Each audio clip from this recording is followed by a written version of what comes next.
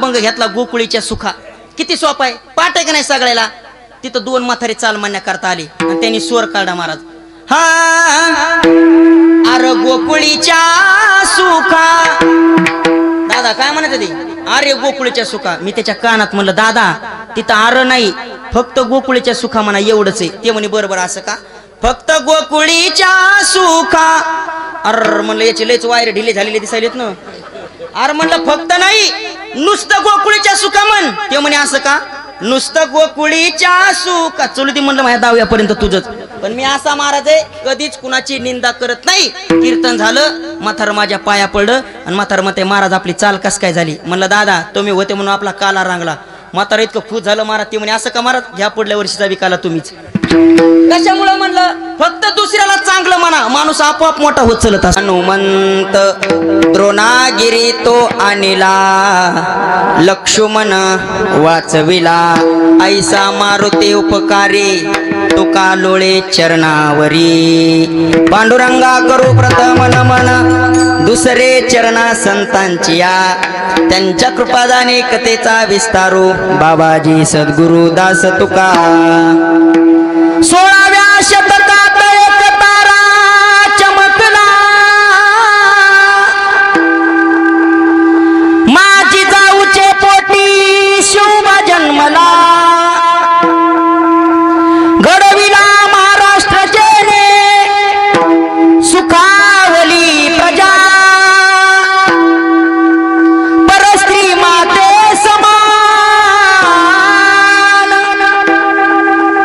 होता माझा राजा, थेंब थेंब रक्ताची आठवण येते आम्हाला. कधीच विसरणार नाही राजे, तुम्हा नमन करण्याला, तुम्हा नमन करण्याला. छत्रपती शिवाजी महाराज की, धर्मवीर संभाजी महाराज की, श्री संत भगवान बाबा की, बजरंग बली की, प्रभु रामचंद्र भगवान की. बोले रे भाई सब संतन की. विठ्ठला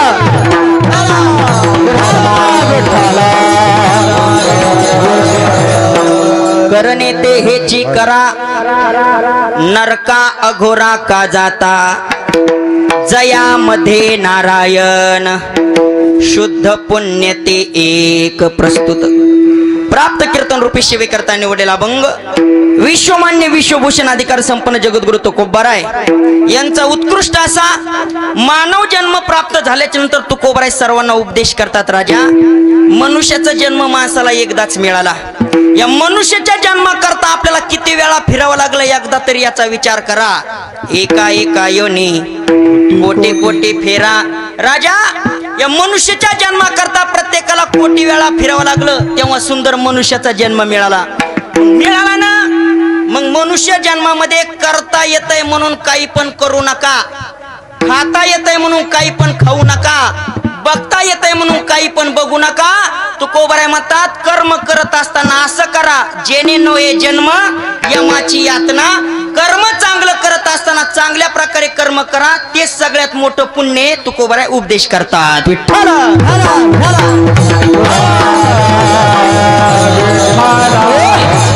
अभंगावर बोलण्यापूर्वी दोन शब्दाचा परिहार तो म्हणजे असा. सुंदर आपल्या या पवित्र आणि धर्मशील खोळ नगरीमध्ये चालत असलेला भव्य दिव्य देखण्या स्वरूपाचा नयन मनोहर कार्यक्रम बर का दादा. भव्य दिव्य याच्याकरता म्हणलं, इथलं पूर्ण वातावरण बघून, एवढे टाळकरी बघून मला असं वाटाना मी होळमध्ये कीर्तन करायलोय. इथलं मंदिराचं वातावरण पाहून, एवढा समाज बघून मला असं वाटेल मी पंढरपूरच्या चंद्रभागेच्या वाळवंटात कीर्तन करायला. काय आनंद प्राप्त झाला महाराज. महाराष्ट्रामध्ये मी खूप फिरलो, पण इथल्या मंदिरासारखं इतकं स्टाईलबाज मंदिर आतापर्यंत जगात कुठं पाहिलं नाही महाराज. भरपूर कार्यक्रम केले महाराजांनी. मला अगोदर मारुतीरायाच्या दर्शनाला करता नेलं आणि दर्शन घेतल्या घेतल्या हे वातावरण बघितल्यानंतर मला तुकोबारायच्या गाथ्यातलं एक प्रमाण आठवलं. बाबा उत्तम ते ठाव रम्य स्थळ, उत्तम ते ठाव रम्य स्थळ, उत्तम ते ठाव रम्य स्थळ. स्वामीचे ते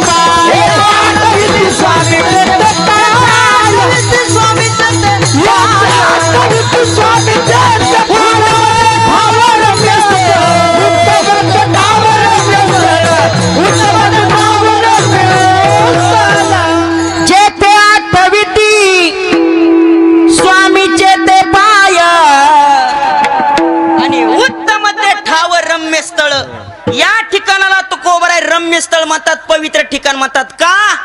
या पूर्ण जगाचा विचार करून बघा. या जगामध्ये जेवढे देश झाले शास्त्र सांगतं तेवढे देश भोग प्रधान आहेत आणि भारत देश संस्कृती प्रधान देश मानला शास्त्राने. विठ्ठला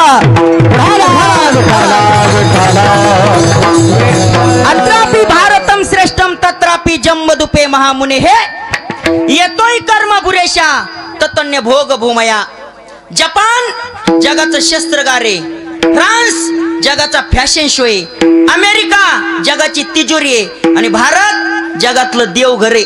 आणि त्या देवघरातले तुम्ही आम्ही माणसं आहेत. रोज आपल्याला परमार्थ घडतो, मारुतीरायाची सेवा घडते. समजून चालायचं आपण खूप भाग्यवान माणसं आहेत. आम्ही दैवाचे दैवाचे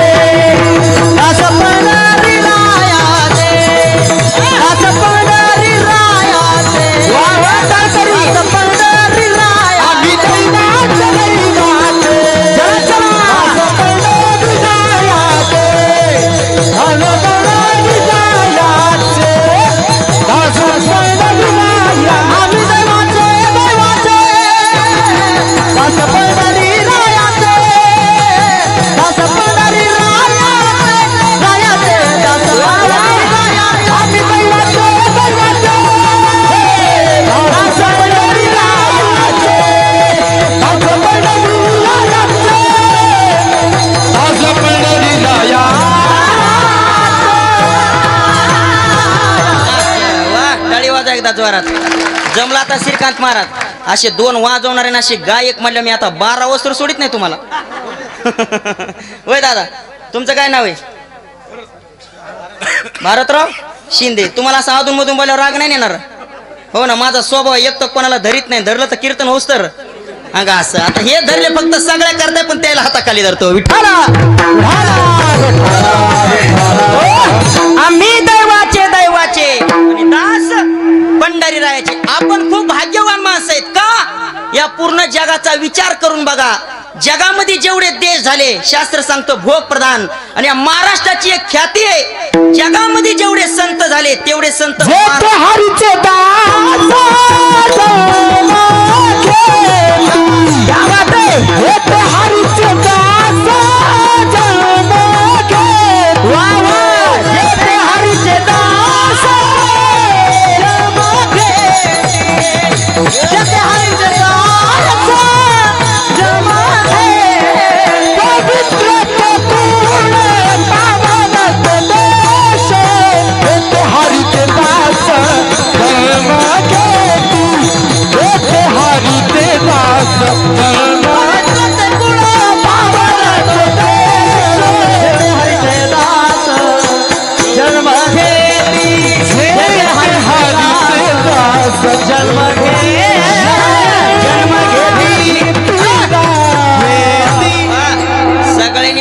मोकळे प्रमाण द्या. फक्त आपलं चुकलेलं खाल्ल्याला कळू देऊ नका. विठ्ठला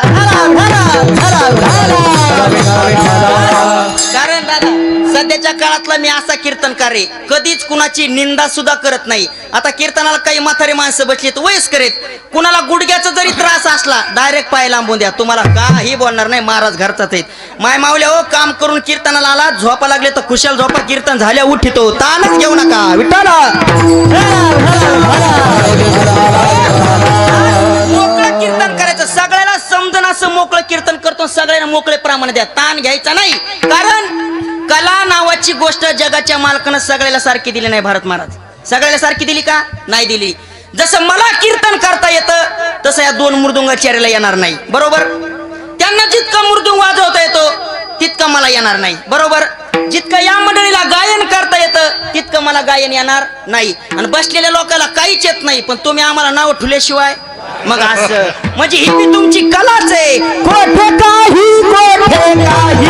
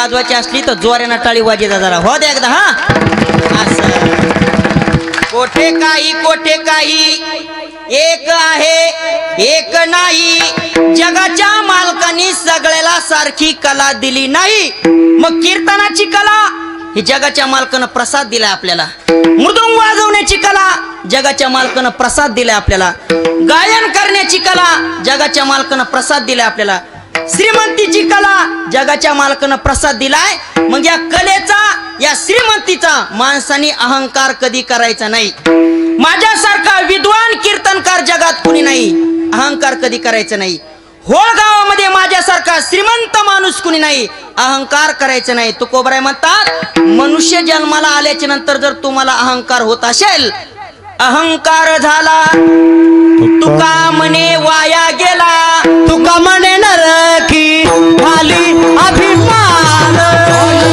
तुका म्हणे नरकी खाली अभिमान तरी होय ज्ञान तरी होय ज्ञान गर्व ताठा तरी होय ज्ञान सर्व ताठा तरी होय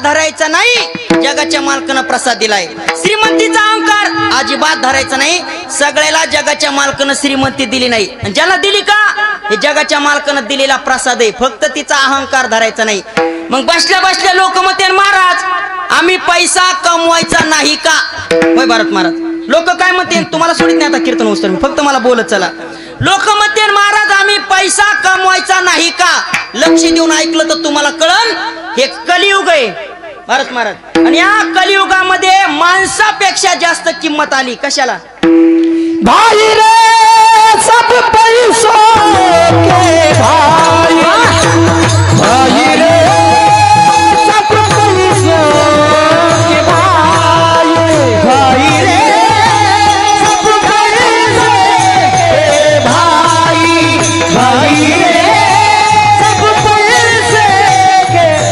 भाई का साथी नहीं रे कोई क्या बात है अपना साथी नहीं रे कोई भाई रे सब पैसे के भाई भाई रे सब पैसे के भाई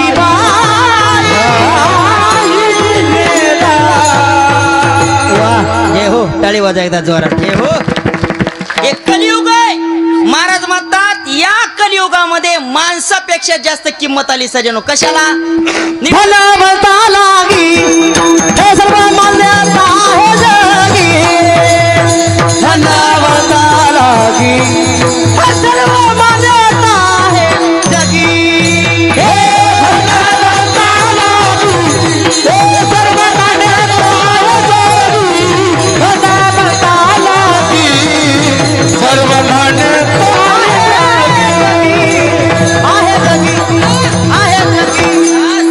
नुसतं शब्द काढावा आपण तर एकूण प्रमाणाचा पाऊसच तयार व्हायला लागलाय वा वा सगळ्यांना प्रमाण द्या बरं का ताण घेऊ नका सगळ्याचे प्रमाण मी ऍडजस्ट करणारा महाराज आहे एक वाक्य सांगू का सज्जनानो या जगामध्ये माणसाला जर मोठं व्हायचंय का मोठं त्याच्याकरता सांगतो ज्याला जगामध्ये मोठं व्हायचंय का त्यांनी कधीच कुणाची निंदा करू नका दुसऱ्याला मोठं म्हणत चला माणूस आपोआप मोठा होत असतो फक्त जीवनात कधीच कुणाची निंदा करायची नाही आता ते प्रमाण देणारे माणसं आहेत खूप आनंद वाटला मी तर असा महाराज आहे बेसूर जरी प्रमाण झालं तरी सुद्धा मी सहन करून घेणारा महाराज आहे तुम्ही म्हणता कमून सहन करून घेतो एकदा मी कीर्तनाला गेलो तिथं म्हाताऱ्यानं मी चांगली जिरली तेव्हापासून सहन करून घेतलेली बरे बाबा कसं देऊ द्या आपले मोकळे माणसं आहेत ना तुमच्याकडे माईक नाही तुम्हाला जरी प्रमाण आठवलं तर डायरेक्ट प्रमाण द्या घाबरू नका महाराज घरचाच आहे तुम्ही बी द्या जबाबदार मामा दादा इने करी बाबा तुम्ही बी द्या, पण माझ्या हाताला ना असं द्यायला लांबून जाऊ देऊ नका. सगळ्याच घेतो, ऍडजस्ट करणारा महाराज आहे. आणि सध्याच्या काळामध्ये जो ऍडजस्ट करतो का तेच सक्सेसफुल होतो. विठाला नाही तर दादा, आमच्या शेजारी देवळगाव गात म्हणून गाव आहे, तुम्हाला माहिती. तिथं मी परवा दिवशी काल्याचं कीर्तन केलं श्रीकांत महाराज, आणि अभंग घेतला गोकुळीच्या सुखा. किती सोपा आहे, पाठ आहे का नाही सगळ्याला. तिथं 2 म्हातारे चाल म्हणण्या करता आली आणि त्यांनी स्वर काढला महाराज. हा अरे गोकुळीच्या सुखा, दादा काय म्हणत ते, अरे गोकुळीच्या सुखा. मी त्याच्या कानात म्हणलं, दादा तिथं आर नाही, फक्त गोकुळीच्या सुखा म्हणा एवढंच आहे. ते म्हणे बरोबर असं का, फक्त गोकुळीच्या सुखा. अर म्हणलं याची लयच वायर ढिले झालेले दिसायलेत ना. अरे म्हणलं फक्त नाही, नुसतं गोकुळीच्या सुखा म्हण. ते म्हणे असं का, नुसतं गोकुळीच्या सुखा. चलू म्हणलं माझ्या दहाव्यापर्यंत तुझंच. पण मी असा महाराज आहे, कधीच कुणाची निंदा करत नाही. कीर्तन झालं, म्हातार माझ्या पाया पडलं आणि म्हातार म्हणते महाराज आपली चाल कस काय झाली. म्हणलं दादा तुम्ही होते म्हणून आपला काला रांगला. म्हातारा इतकं खुश झालं महाराज. ते म्हणे असं का महाराज, ह्या पुढल्या वर्षीचा बी काला तुम्हीच. कशामुळे म्हणलं, फक्त दुसऱ्याला चांगलं म्हणा, माणूस आपोआप मोठा होत चलत असतो. विठाला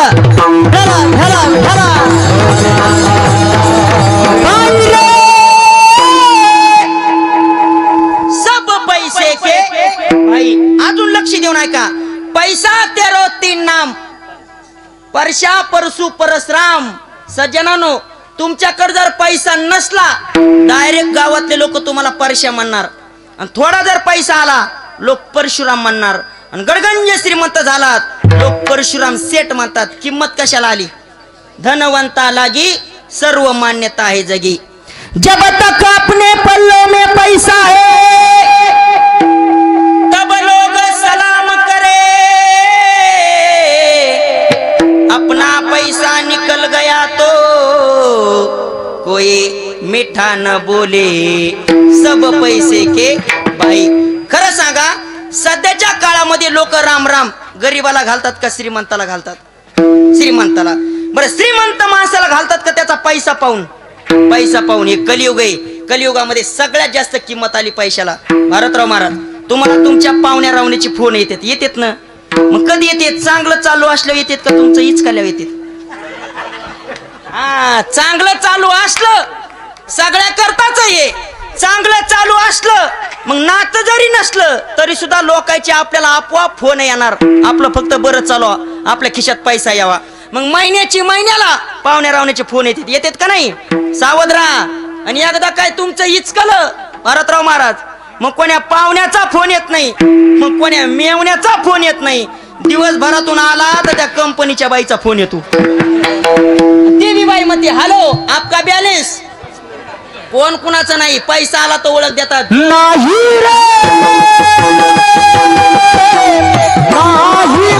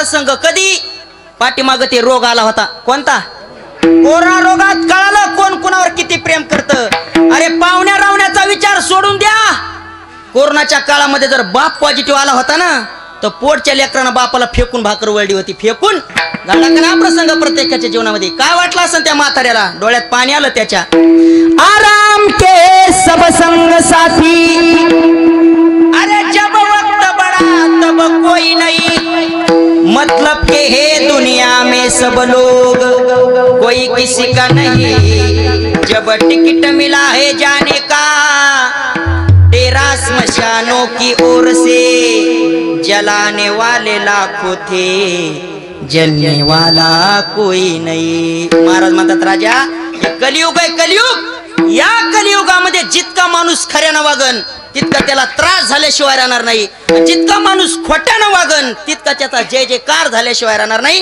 ही कलियुगाची उलटी महती आहे विठ्ठला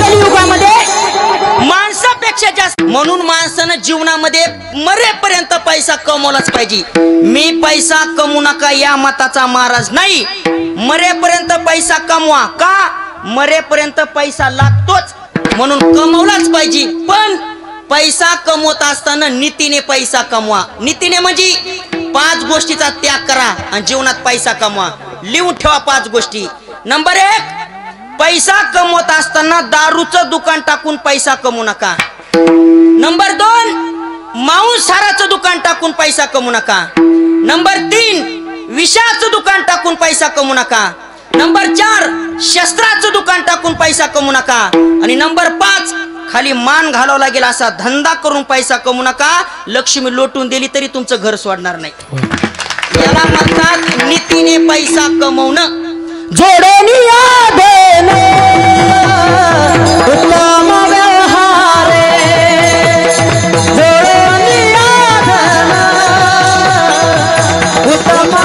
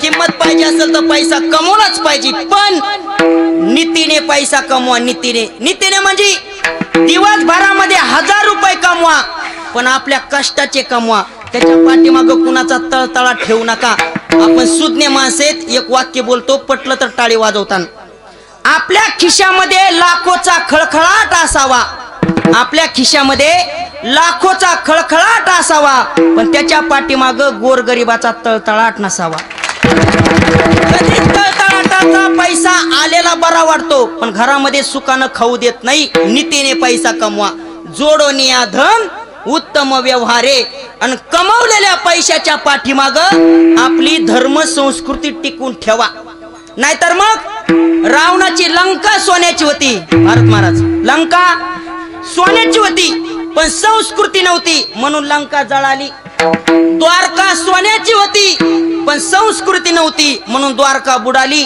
तुम्हाला जर वाटत असन आपण कमवलेला पैसा सुखरूप राहावं तुकोबाराय म्हणतात जिथं सत्कर्म आहे आणि जिथं चांगल्या कार्याचं काम चालू आहे तिथं आपला थोडा तरी पैसा खर्च झालाच पाहिजे तुका म्हणे सत्य कर्म भावे साहे सत्य कर्म भावे साहे सत्य कर्म भावे साहे सत्य कर्म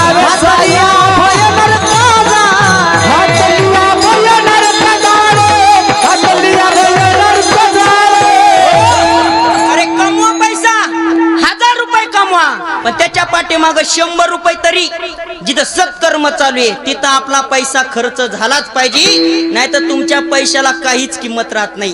ज्यांनी ज्यांनी या सप्ताहामध्ये अन्नदान दिलं का त्या मंडळी करता एकदा जोरात टाळी वाजवा. खूप मोठं पुण्य पडलं त्यांच्या पदरामध्ये ज्यांनी माझ्या मारुतीच्या सेवेमध्ये अन्नदान दिलं. अन्नदान लोक म्हणते महाराज मी सप्त्यामध्ये कळसाच्या कार्यक्रमामध्ये अन्नदान दिलं, मग माझ्या पदरामध्ये काय पडन? नामदेव महाराजाचा गाथा वाचून बघा. नामदेव महाराज म्हणले राजा दानात सगळ्यात श्रेष्ठ दान सांगितलं अन्नदान. ज्यांच्या ज्यांच्या जीवनामध्ये अन्नदान घडलं नामदेव महाराज म्हणतात त्याला दीर्घ आयुष्य प्राप्त झाल्याशिवाय राहणार नाही. अन्नदाने दृढायुषी. ज्यांनी ज्यांनी पाणी दान दिलं नामदेव महाराज म्हणतात उदक दाने सदा सुखी. हा पूर्ण अभंग वाचून बघा. तुम्ही केलेलं दान कधीच वाया जाणार नाही. जिथं सत्कर्म चालू आहे तिथं दान दिलं पाहिजे. काय काय जीवनात लोकांचे अन्नदान सुद्धा घडत नाही. नाही नाही काय काय लोक तर इतक्या फुटक्या नशिबाचे सप्त्यामध्ये पट्टी सुद्धा देत नाहीत. आता ज्यांनी ज्यांनी पट्टी दिली नाही लोक म्हणतील महाराज मी लय श्रीमंत आहे पण मी कधी सप्त्यामध्ये पट्टी देत नाही, सप्त्यामध्ये अन्नदान देत नाही. ज्यांनी ज्यांनी दिलं त्यांना तर पुण्य मिळालंच मिळालं. आता बघा कीर्तन झाल्यानंतर बरेच माणसं म्हणतात महाराज चला ना घरी चहा प्यायला. आम्ही म्हणतो दादा चहा लय त्रास होतो राव, चहा नको आम्हाला. पण काय काय माणसाला सवय असते महाराज चला घरी. आम्ही म्हणतो चहा घेत नाहीत. अजून बी बघा तुकोबरायचा गाथा वाचून बघा. तुकोबरायच्या गाथेमध्ये कसं प्रमाण सापडलं मला. तुकोबराय म्हणतात काय काय माणसं श्रीमंत भरपूर आहेत गावामध्ये, माणसं भरपूर आहेत गावामध्ये. तुमच्या गावची लोकसंख्या किती आहे? किती? 10,000. इथं 3,000 आहेत का बघा बरं. बाकीचे कुठे गेले? ऍडमिट केले का काय? मंडपातला रस्ता दिसण्याकरता सुरात त्याला खूप मोठं पुण्य लागत. सजनो सपने तो हर कोई सजाते हैं लेकिन कई सपने टूट जाते हैं. इस धर्म मंडप में वो आते हैं जिसे मेरे भगवान बुलाते हैं. कुणाच्या बी जीवनात घडत नाही अनंत जन्माचे सुकृत पदरी आणि त्याच्या मुखी हरी पैठा होय. अन्नदान कुणाच्या बी जीवनात घडत नाही. ज्ञानदान कुणाच्या बी जीवनात घडत नाही. काय काय तर इतके फुटक्या नशिबाचे असतात गावामध्ये त्याच्यासारखा श्रीमंत माणूस कुणी नसतो. पण तुकोबाराय म्हणतात आपल्या गावातले पंच कमिटी मंडळी त्याच्याकडे गेले. दादा अहो तुमच्यासारखा श्रीमंत माणूस नाही गावामध्ये कुणी आपल्या होळमध्ये. दादा म्हणले मग माझ्यासारखा श्रीमंत मीच आहे. काय करायचं? काय नाही आपल्या कळसाचा कार्यक्रम जवळ आलाय, मग काय करायचं? काय नाही आम्हाला असं वाटतंय 10-5 हजारची तुमच्याकडून पट्टी घ्यावी. तुमच्याकडून खूप मोठी श्रीमंत आहे, तेवढंच पुण्य तुमच्या पदरात पडेल. तुकोबराय म्हणतात होळ गावामध्ये त्याच्यासारखा श्रीमंत माणूस कुणी नाही. पण पंगत शब्द कानावर ऐकला 5,000ची पट्टी कानावर ऐकली की तुकोबराय म्हणतात लखवा फुटल्यासारखा हात चळचळ कापतो त्याचा. दाने कापे हाते दाने कापे हाते नावडे हे माता तिशी नावडे हे माता तिशी नावडे तिशी नावडे हे माता तिशी नावडे हे माता आवडे हे दाने कापे हात तिशी नावडे माता तिशी नावडे हे माता तिशी नावडे हे माता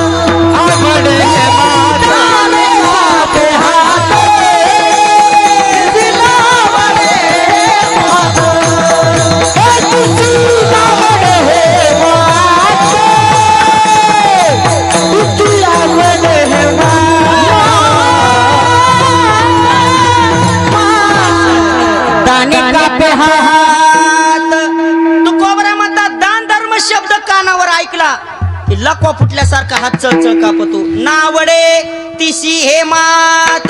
कोणती मात आवडत नाही? श्रीमंती भरपूर आहे पण दान धर्म नको वाटतो लोकाला.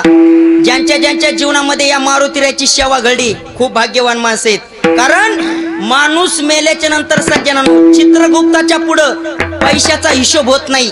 तुम्ही उभ्या आयुष्यामध्ये किती दान धर्म केला, किती पुण्य कमवलो याचा हिशोब होतो. सप्त्याचा कितवा दिवस आहे?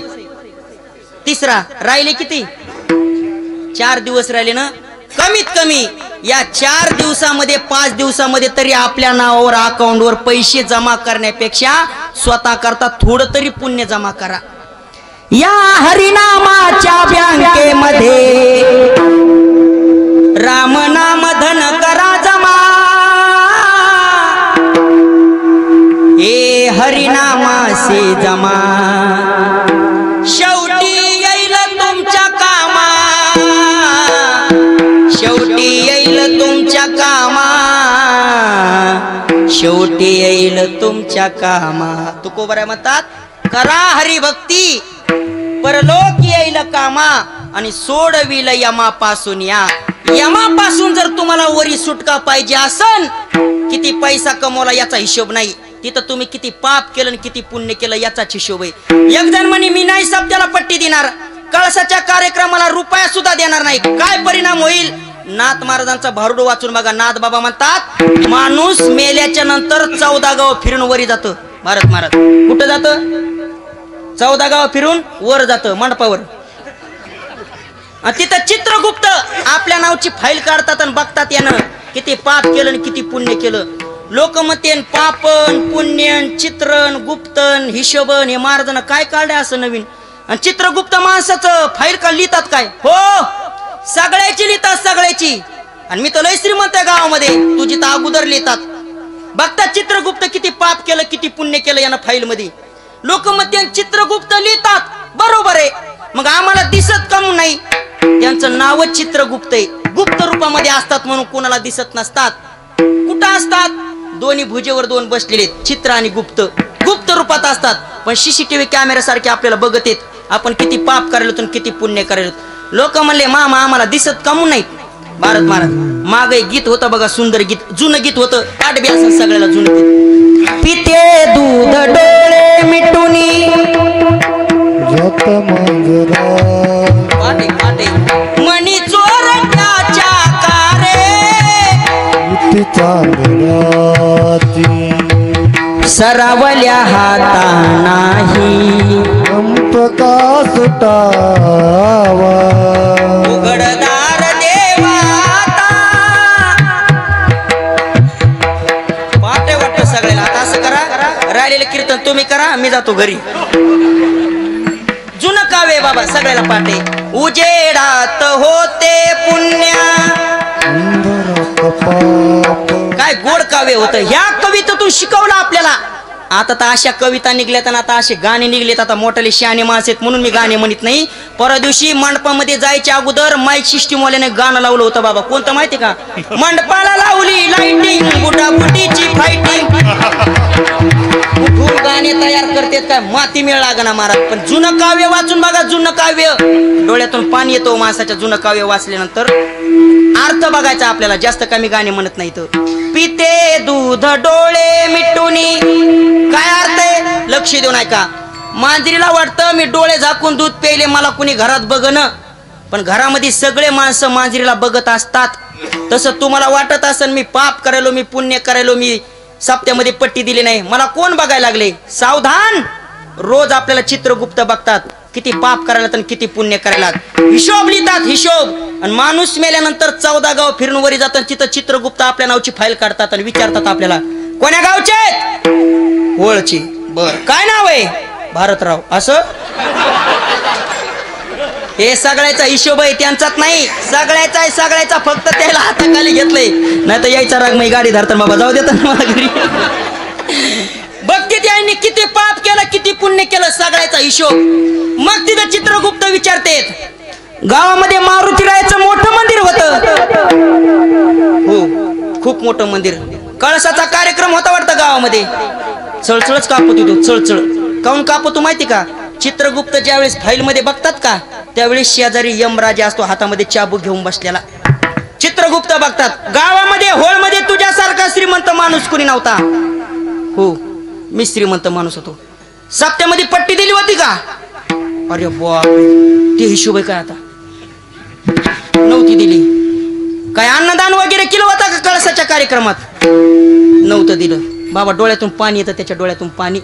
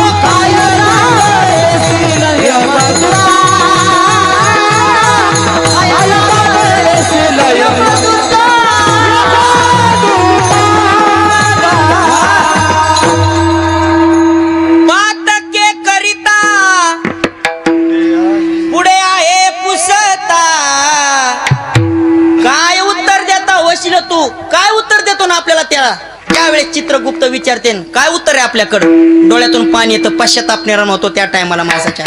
एका जनार्दनी सांगत आहे तोंडे आणि आहा वाचा रडे बोलता ती. रडतो माणूस, रडतो ढसा ढसा, मग त्याला उजडत. मनुष्य जन्म चांगला होता, गावामध्ये सप्ताह चालू होता, मारुतीच्या कळसाचा कार्यक्रम दिला असतं, पट्टी तर बरं झालं असतं, आता तरी पुण्य पदरामध्ये पडलं असतं. मग साधू संतांचे किती उपकार आहेत आपल्यावर. साधू संतांना आपल्याला अगोदर सावध केलं ना, राजा जोपर्यंत तुमच्या हातामध्ये सत्ता आहे तोपर्यंत दान धर्म देऊन टाका आणि पुण्य पदरात पाडून घ्या, उद्याचा विचार करू नका. कुणी बघितलाय उद्या? अरे संध्याकाळी बघितलेला माणूस माणसाला सकाळी बघायला भेटना. साधू संत सांगतात राजा ग्रास गिळे सत्ता हाती नाही. अरे भोजन करण्याकरता बसलेला मनुष्य मोळल्याला घास तोंडात जाईल का नाही याची सुद्धा शाश्वती नाही. काय साधू संतांचे उपकार आहेत राजा. तुझ्या हातामध्ये सत्ता आहे का तोपर्यंत दान धर्म देऊन टाक. एक जण म्हणे हे तारुणपणे म्हातारपणामध्ये करतो ना दान धर्म, म्हातारपणामध्ये करीन ना भजन. नामदेव महाराज म्हणले सावधान, तुला वाटण मी म्हातारपणामध्ये भजन करीन, तुला वाटण मी म्हातारपणामध्ये दान धर्म करील. नामदेव महाराजांनी इतका गोडा बंगलेला. नामदेव महाराज म्हणतात म्हातारपणामध्ये तुला देव वाटतं पण तुझ्या हातामध्ये सत्ता राहणार नाही. का? महाराजांनी उपदेश करून सांगितला राजा जोपर्यंत तुझ्या हातामध्ये शक्ती आहे दान धर्म देऊन टाक, म्हातारपणात अजिबात नाही. का? आयुष्य सरली यासाठी, आयुष्य सरली यासाठी, आयुष्य सरली यासाठी, आयुष्य सरली तुझ्या हाती येईल काठी, तुझ्या हाती येईल काठी, तुझ्या हाती येईल काठी, तुझ्या हाती येईल काठी. मग जावे ना भागवती, मग जावे ना भागवती, हनुमती लागले, हनुमती लागले, हनुमती लागले. सावधान सावधान सावधान सावधान सावधान सावधान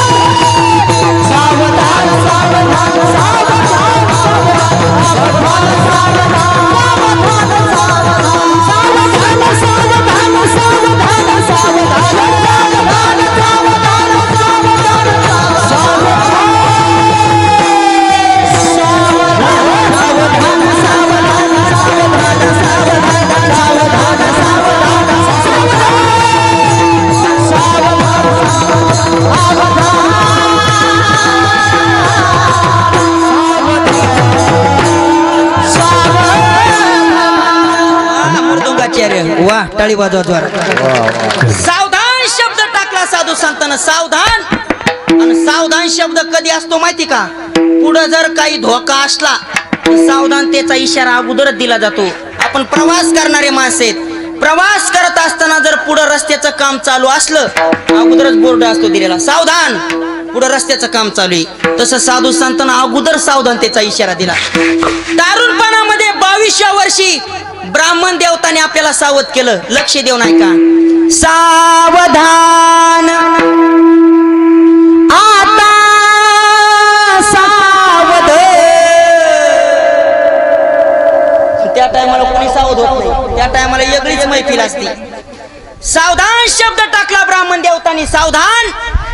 आणि हा सावधान शब्द इकडे लक्ष देऊ नका तेव्हा तुम्हाला कळन. ब्राह्मण देवतांनी लग्नामध्ये सावधान शब्द टाकला बाबा, सावधान. आणि सावधान शब्द एका महात्म्याच्या कानावर पडला. सावधान शब्दाचा अर्थ कळाला आणि भर लग्न मंडपातून एक महात्मे पळून गेले, अजून बी वापस आले नाही. त्यांचं नाव काय? वाह टाळी वाजा एकदा जोरात. अशी माणसं सुद्धा पाहिजे बाबा. सावधान शब्दाचा अर्थ माणसाला कळाला पाहिजे. नामदेव महाराज म्हणले राजा आम्ही तुला सुद्धा सावधान करायलो. काय सावध केलं? लक्ष देऊ नाही का? आयुष्य सरली यासाठी. राजा अरे गेलं आयुष्य निघून, मग तुझ्या हाती येईल काठी, मग चावेना भाकर रोटी आणि नाक हनवटी लागले. म्हातारपणामध्ये पश्चाताप निर्माण होतो माणसाला. पश्चाताप कसा पश्चाताप होतो? खाटावर पडतो माणूस कोपऱ्यामध्ये, खाटावर पडल्या पडल्या त्याच्या डोळ्यातून पाणी येतं आणि पश्चाताप निर्माण होतो त्याला पश्चाताप. मग त्याला बुद्धी सुचती. गावामध्ये मारुतीच्या कळसाचा कार्यक्रम चालू होता आणि माझ्याकडे सत्ता होती, हातामध्ये पैसा होता. मी त्या टायमाला जर सप्त्यामध्ये पट्टी दिली असती तर बरं झालं असतं. कधी कळत हो हे? बोला ना का जाऊ घरी मी? कधी कळत हे? म्हातारपणामध्ये कळत.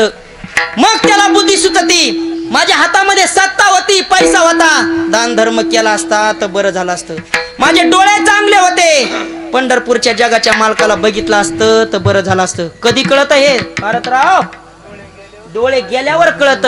कळ येईल अंत काळी, कळ येईल अंत काळी, कळ येईल अंत काळी, कळ येईल अंत काळी.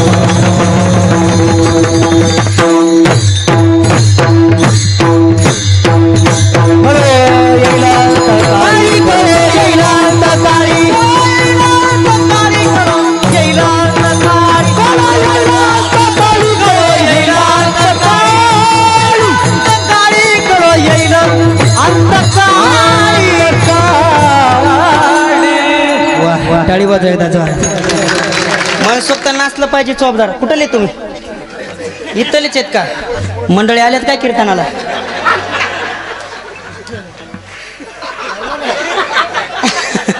त्याच्यामुळं माणसाची तब्येत कमी पाहिजे. मस्त उड्या मारताय त्याचा मोकळा नवीन असले तरी ताण नाही घ्यायचा, काय नाही घ्यायचा. महाराज घरचेच आहेत. मोकळा आनंद घ्यायचा. याच्यासारखा आनंद दुसरीकडे कुठंच राहिला नाही. आपण जाणकारी मंडळीत खरं सांगा, प्रत्येक ठिकाणी किरकिरी झाली हो. किरकिरी घरामध्ये सासू सुनाची किरकिरी, बाप लेकाची किरकिरी, बहीण काढले काय काय जिकडं बघा तिकडं किरकिरीच आहे. पण खरं सांगा सज्जनांनो, कीर्तन चालू होऊन किती तास झाले? 1 तास झाला. मग या 1 तासामध्ये कुणाला घरातलं दुःख आठवलं का? मग लिहून ठेवा, दुःख विसरून जाण्याची ताकद म्हणजे कीर्तन. सगळं दुःख विसरून जातो. मनसोक्त आनंद प्राप्त केला पाहिजे इथंच, कारण इथंच नाचता येतं माणसाला. नाचू कीर्तनाचे रंगी, नाचू कीर्तनाचे रंगी, नाचू कीर्तनाचे रंगी, नाचू कीर्तनाचे रंगी, नाचू कीर्तनाचे रंगी, नान दीप लावू, नाचू कीर्तनाचे रंगी, नान दीप लावू, नान दीप लावू जगी, सर्व जाणून माझाई, सर्व जाणून दीप लावू जगी, नाचू कीर्तनाचे रंगी, दीप लावू जगी, दीप लावू जगी, सर्व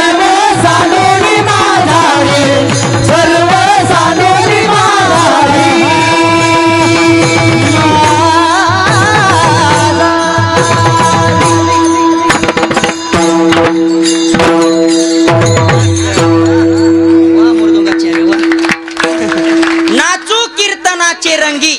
मला तर इथं आल्या आल्या इतका आनंद झाला बाबा.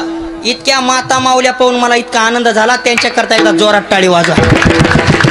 टाळी वाजवा याच्या करता म्हणलं टी वरच्या मालिकाचा त्याग करून कीर्तनाला आल्या.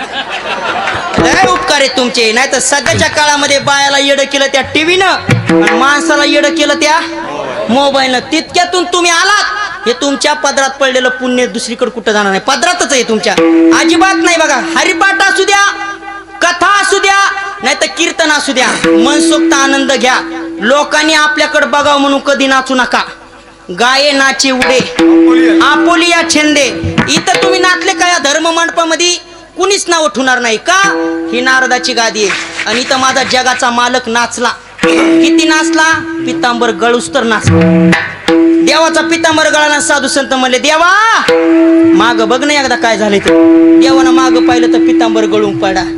अरे देवा समजत नाही का. देवानं सांगितलं साधू संतांनो तुम्ही भजनच इतकं गोड करतात, कीर्तनच इतकं गोड करतात, मी देवभान विसरून जातो. मग जिथं देवभान विसरून जातो तिथं तुम्ही आम्ही आनंद का घेऊ नये.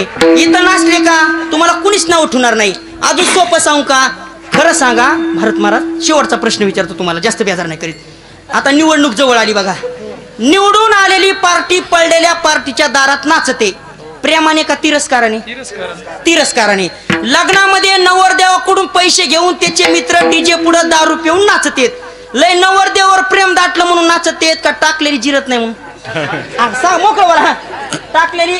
आता नीट लक्ष देऊ नका. निवडणुकीतलं नाचणं तिरस्काराचं, लग्नातलं नाचणं मस्तीचं आणि परमार्थातलं नाचणं भक्तीचं. ही देवाला भक्ती आवडणारी म्हणून इथं नाचलंच पाहिजे. अजून एक दाखला देतो नामदेव महाराजाचा.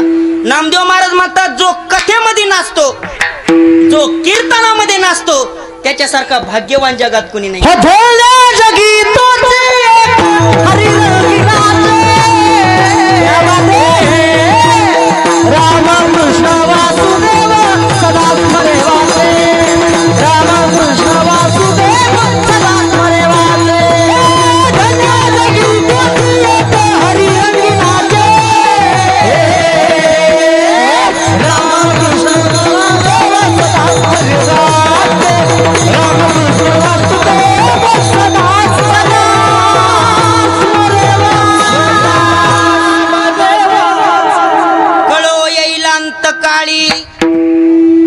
प्रयाणाचे वेळी आणि राहती निराळी रांडा पोरे सकळ. महाराज म्हणते ते कळत माणसाला, पण कवा अंतकाळाच्या टायमाला ज्यावेळेस तुमच्या हातातून सगळी सत्ता दिली गेलेली असतील लेकराच्या हातात, मग तेव्हा विचार करतो अरे माझ्या हातात पैसा होता पण मी दान धर्म दिला नाही. मग म्हातारपणामध्ये देव वाटतं पण तुमच्या हातामध्ये सत्ता राहत नाही. मग साधू संतांचे किती उपकार आहेत आपल्यावर. साधू संत म्हणले राजा जव हे सकळ सिद्ध आहे, हात चालावया पाये, तव तू आपुले सोयीत पाये, तीर्थयात्रे जाये चुकू नको.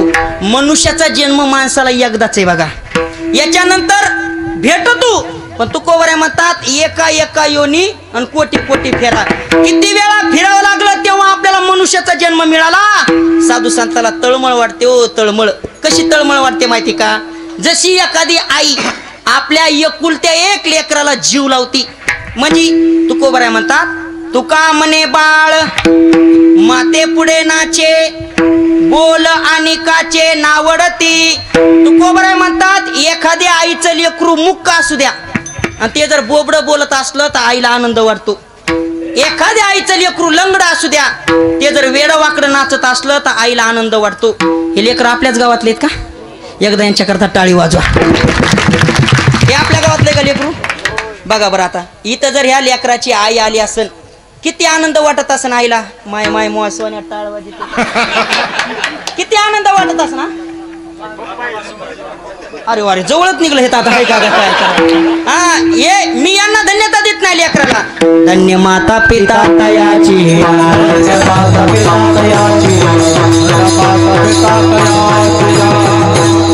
आपोलिया हिता जो असे जागता.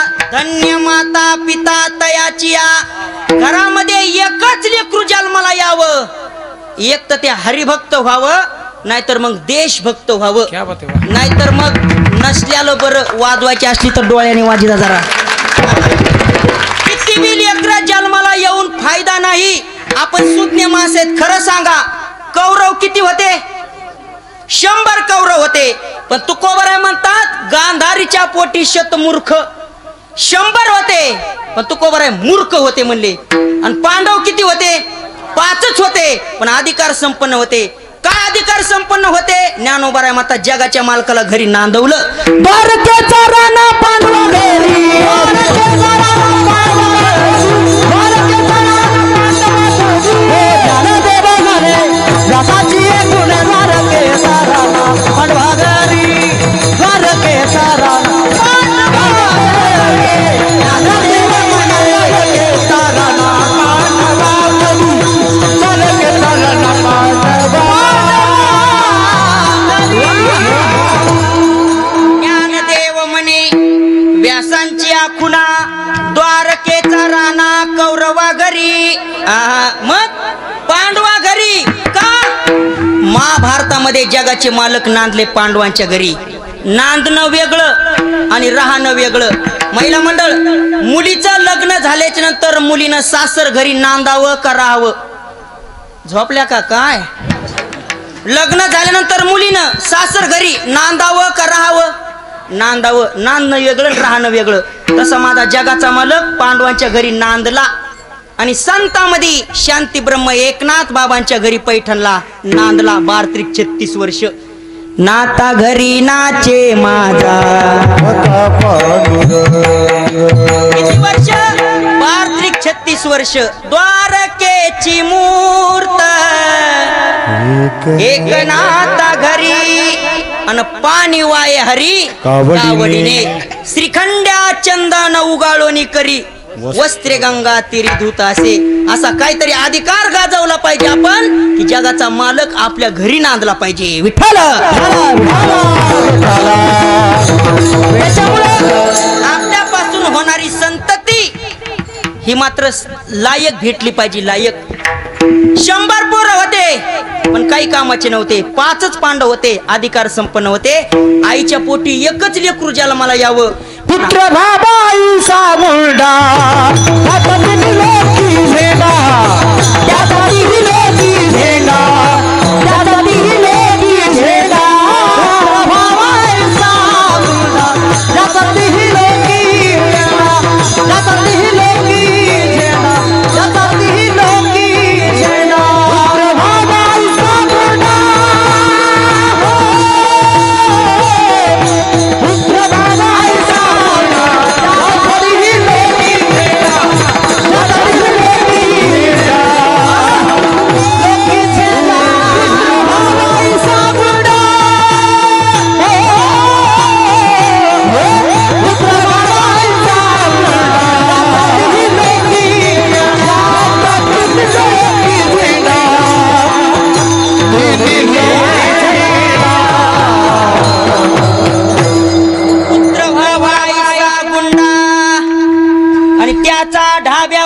आपलं त्याचा तिलोकी झेंडा. महाराज म्हणतात आईच्या पोटी एकच लेकरू जन्माला यावं पण हरिभक्त जन्माला यावं, वारकरी जन्माला यावं. जननी जने सोबत जने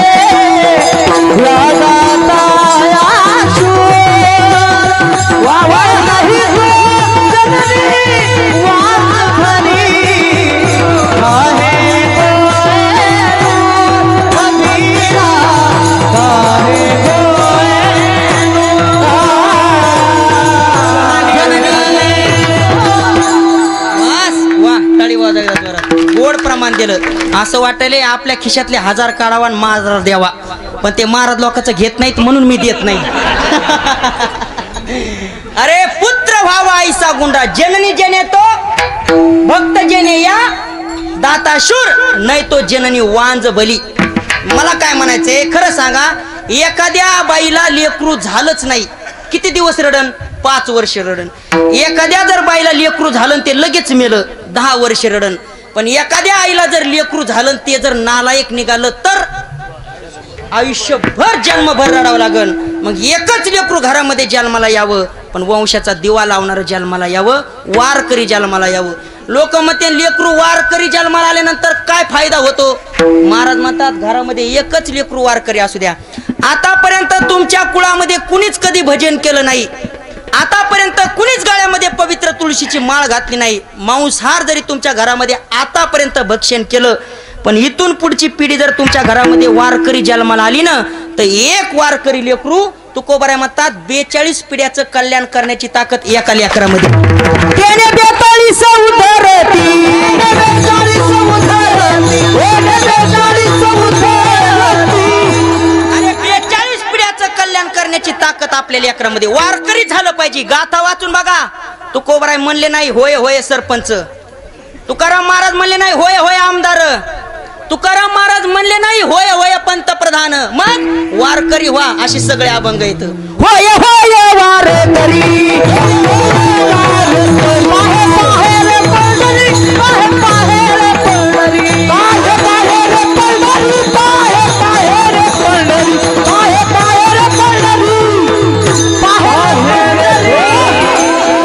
घरामध्ये जर बाबा 5-10 मिनिटं शिल्लक झालं होतं म्हण ना, होय 11च्या पुढे गेलं रागता नाही न्यायचा बाबा. एकदा हातवर घ्या बरं, मला समजून जरा. किती जणाला कीर्तन बंद करू वाटायला हातवर करा. मी नेहमी कीर्तनामध्ये सांगत असतो 3 गोष्टी जर एकत्रित आल्या भारत महाराज तर माणसाला आनंद चांगला येत असतो. पण त्या 3 गोष्टी कोणकोणत्या माहिती का? आपल्याला जर प्रवास करायचा असला तर प्रवास करताना रस्ता चांगला पाहिजे, गाडी चांगली पाहिजे आणि ड्रायव्हर फुल पेलेला पाहिजे. म्हणजे गाडी बरोबर वाड्यात गेली पाहिजे. नाही ड्रायव्हर माळकरी पाहिजे, तवा गाडी बरोबर तिथपर्यंत जाते. अजून 3 गोष्टी ऐका. पोटभर जर जेवण करायचं असलं तरी सुद्धा 3 गोष्टी साधल्या पाहिजे. कोणकोणत्या? गावरान गाईचं दूध पाहिजे. भारत महाराज काय पाहिजे? गावरान गाईचं दूध, बाजऱ्याची भाकर आणि तोंडी लावायला ठेसा. हा, खायचं कसं कळतंय? ठेसा. खायचं सगळ्याला कळतंय, ठेसा लागतं. महिला मंडळ तुम्ही यांना हसायलात का? मी तुम्हाला एक प्रश्न विचारतो. स्वयंपाक करत असताना 3 गोष्टी लागतात. कोणकोणत्या? Mobile, charger, headphone. नाही, अरे त्या 3 गोष्टी नसल्या तरी जमत्यात. पण तुकोबाराय म्हणतात स्वयंपाक करायला 3 गोष्टी लागतात. उदक, अग्नी, धान्य. या 3 गोष्टी जर एकत्रित आल्या स्वयंपाक चविष्ट होतो. आणि आपण खेड्यातले माणसे खरं सांगा, पोट भरून जर जेवायचं असलं तर पोटभर जेवण सिटीमध्ये भेटतं का खेड्यामध्ये?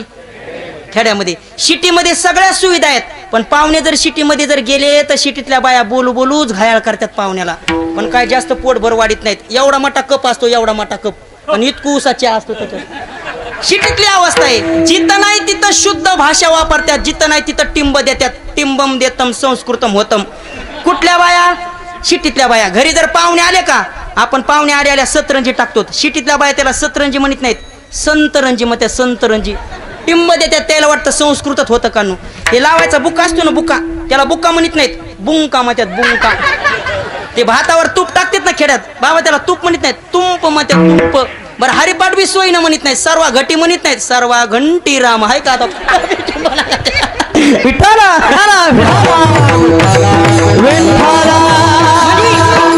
खेड्यातल्यापेक्षा सिटीमध्ये सगळी सुविधा आहे, पण पोट भरून जेवण मिळत नाही. स्वयंपाक करायचा असला 3 गोष्टी लागतात, प्रवास करायला 3 गोष्टी लागतात, जेवण करायला 3 गोष्टी लागतात. तसं सप्ताहामध्ये कीर्तन असू द्या, भागवत असू द्या, हरिपाठ असू द्या, याच्या करता सुद्धा 3 गोष्टीची खूप गरज आहे. कोणत्या? लावणी, मृदंग, श्रुती, टाळ, घोष आणि शेव ब्रह्मरस आवडीने. या 3 गोष्टी जर एकत्रित आल्या ब्रह्मरसाचा आनंद तयार होतो.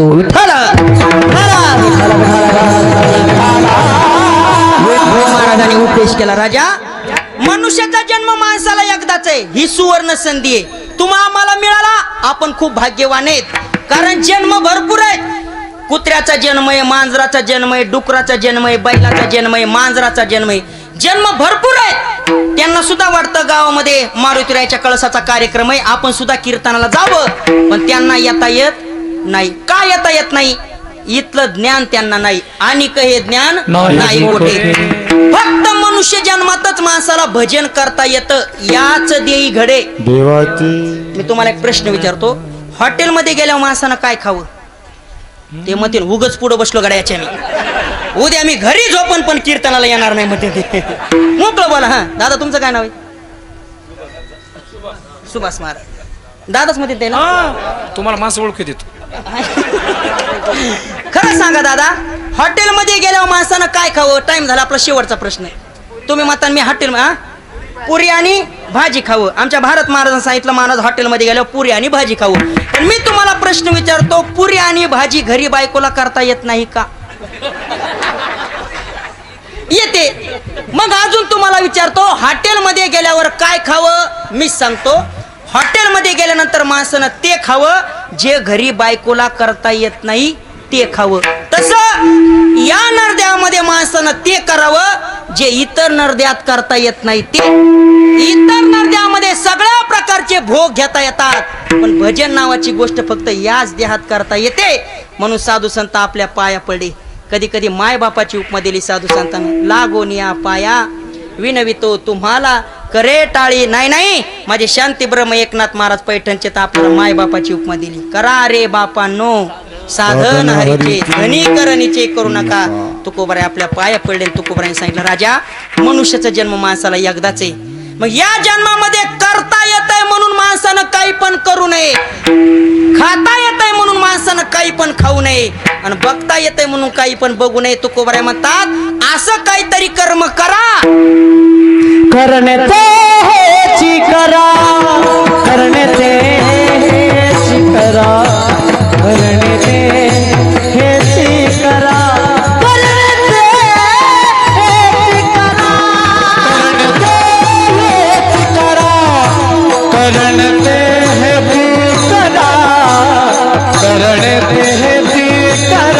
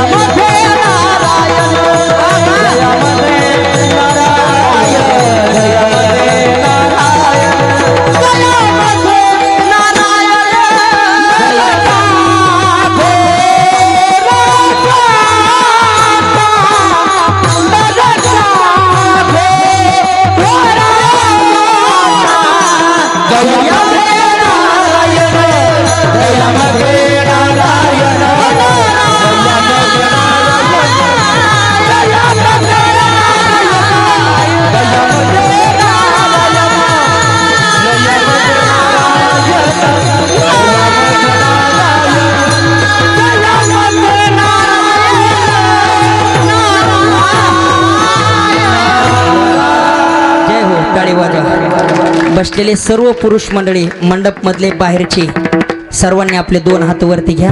सुंदर असं जगाच्या मालकाचं भजन करायचे. पाठीमागचे मंडपच्या बाहेरचे सगळे मला दिसायलेत.